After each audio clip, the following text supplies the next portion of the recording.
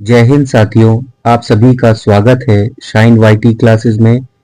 अपर निजी सचिव भर्ती के लिए हिंदी शॉर्ट हैंड की प्रैक्टिस डिक्टेशन 80 शब्द प्रति मिनट गति से डिक्टेशन 5 सेकंड में शुरू होगी। डिक्टेशन 5 मिनट और शब्द 400 होंगे।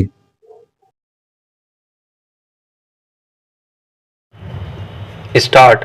सभापति महोदय, अगर हम देखें कि लोग आदिवासियों या हरिजनों के प्रति ठीक से व्यवहार नहीं कर रहे हैं तो यह देखना हमारा कर्तव्य है कि उस परिस्थिति में सुधार हो।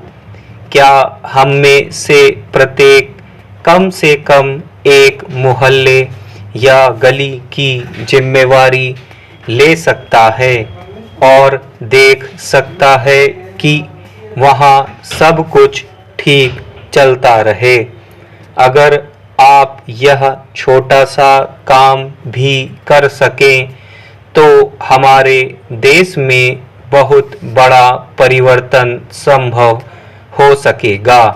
लेकिन अगर हम यह सोचें कि हमारे लिए बात करना ही काफ़ी है, ना कि यह देखना कि स्वयं हमारे मोहल्ले में क्या हो रहा है, तो कानून बनाने पर कोई कार्यक्रम स्थिर करने से पर्याप्त सफलता नहीं मिलेगी।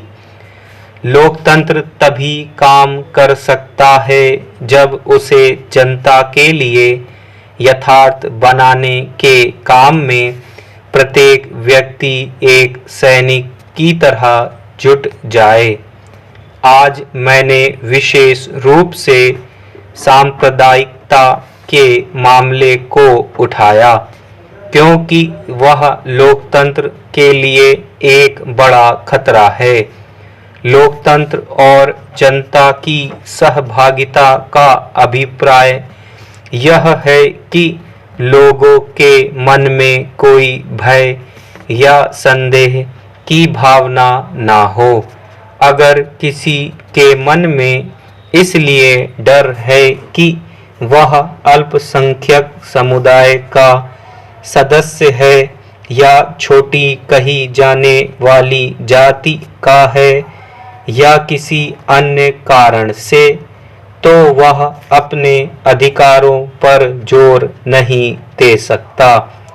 और इसलिए यद्यपि वह भारत का नागरिक है, तथापि वह उस नागरिकता के अधिकारों और स्वतंत्रता का उपभोग नहीं कर पा रहा है।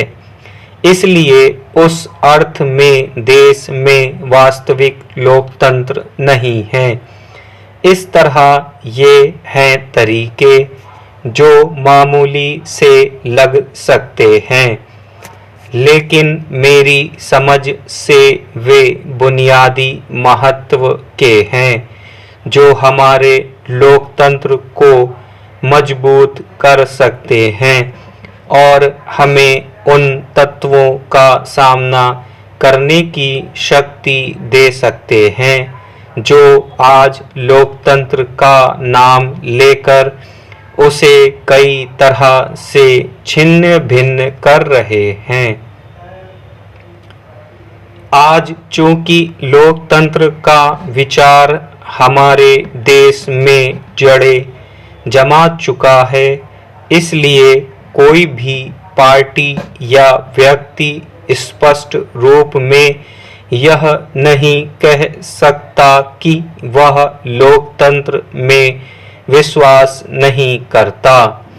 बहुत कम ऐसे लोग हैं जो खुलकर कहें कि उन्हें समाजवाद में विश्वास नहीं है, लेकिन उनकी कारगुजारियां ऐसी हैं जो लोकतंत्र, समाजवाद, धर्मनिरपेक्षता इन सब को नकारती है। कुछ लोग यह आरोप लगाते हैं कि मैं चूंकि अल्पसंख्यकों का पक्ष लेती हूँ, इसलिए मैं सांप्रदायिक विद्वेष भड़काने की कोशिश कर रही हूँ, लेकिन यह एक विचित्र तर्क है। जो भी व्यक्ति सांप्रदायिक विद्वेष भड़काता है, उसे सजा मिलनी चाहिए। स्टॉप।